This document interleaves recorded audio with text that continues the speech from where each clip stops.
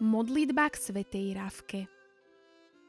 Pane Ježišu, Ty si povedal: hľadajte najprv Božie kráľovstvo a jeho spravodlivosť a všetko ostatné dostanete navyše.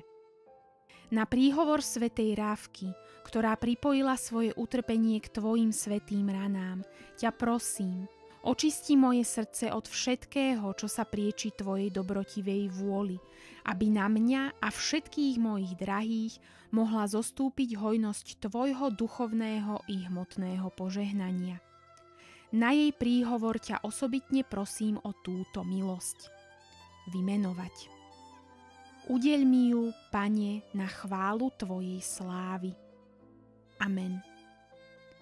Otče náš, ktorý si na nebesiach, posväť sa meno Tvoje, príď kráľovstvo Tvoje, buď vôľa Tvoja ako v nebi, tak i na zemi.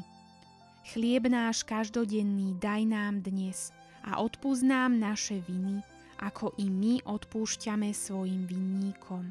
A neuved nás do pokušenia, ale zbav nás zlého.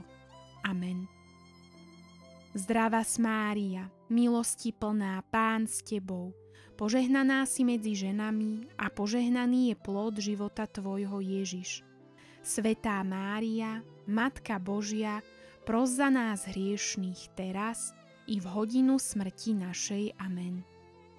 Sláva Otcu i Synu i Duchu Svätému, ako bolo na počiatku, tak nech je i teraz, i vždycky, i na veky vekov. Amen.